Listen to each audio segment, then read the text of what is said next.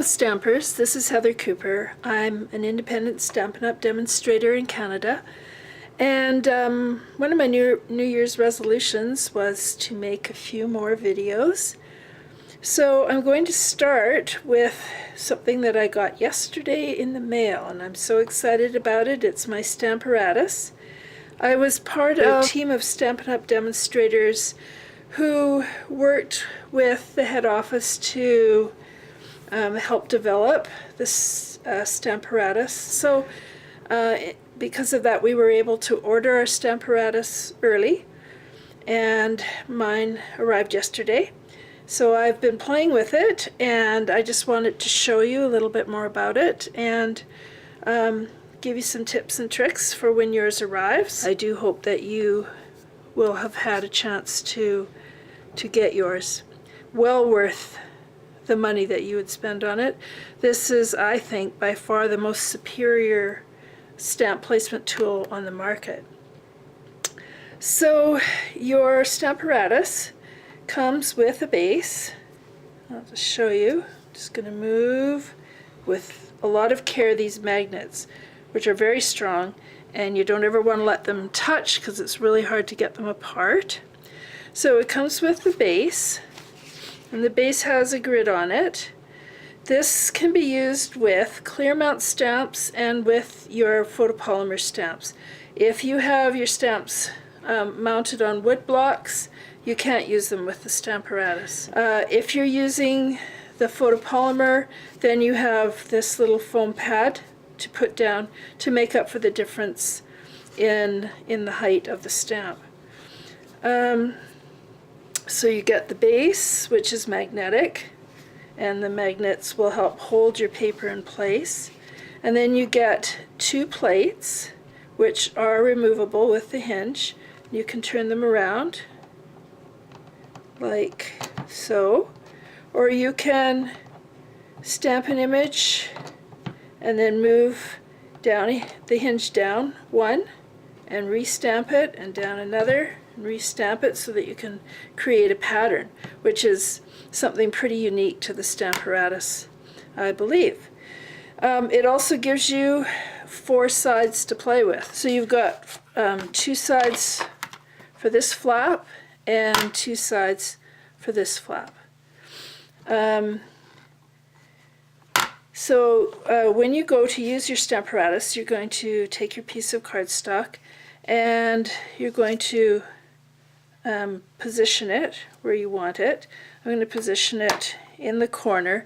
That way, if it moves at all, and sometimes it does because the stamp will stick to it sometimes, then you can just push it back into the corner and you know it's going to be in the right place, even if the magnets can't quite keep it down. It's a little bit harder for the magnets when it's on the foam because there's a little bit of give to it. So, okay, the stamp set I want to show you today is this sweet little something, which is new in the Occasions catalog. And if you remember Baby Bear, the stamp set that we have in the annual catalog, this is very much like it. It produces an almost photographic image of the little stuffed bunny. It's so cute, and I have a friend who just became a grandma, and so I wanted to make a card for her and for her son, who is the daddy.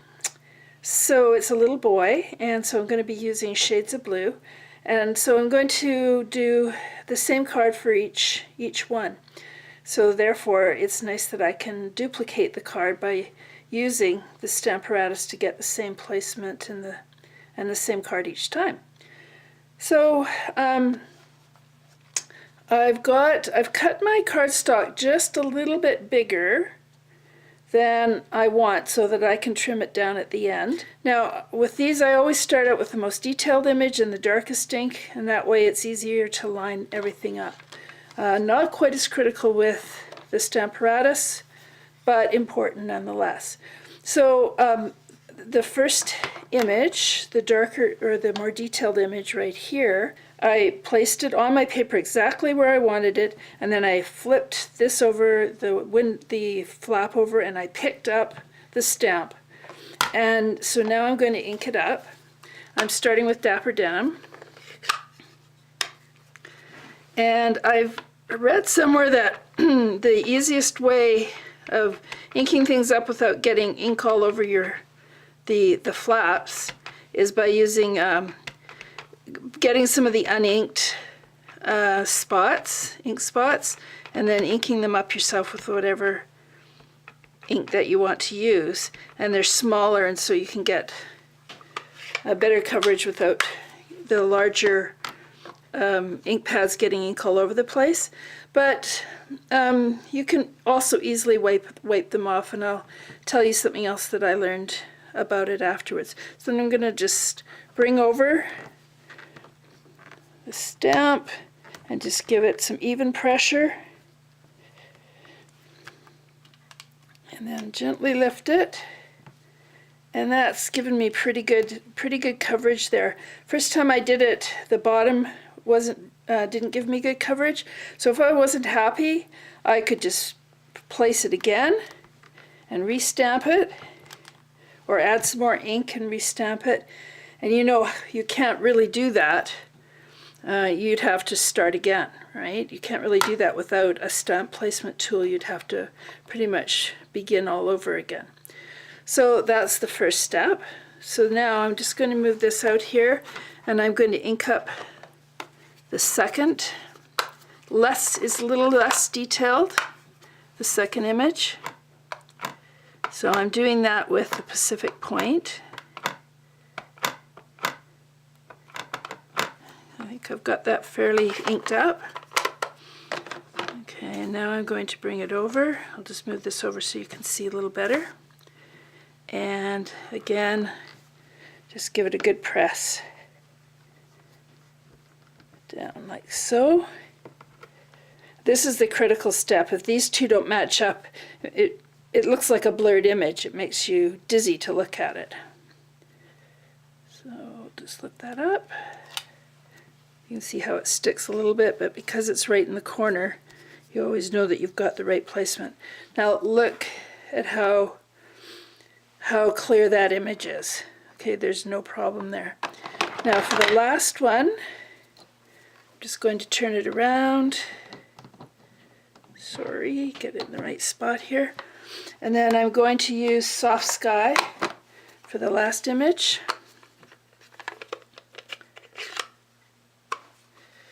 So I'll just ink that up.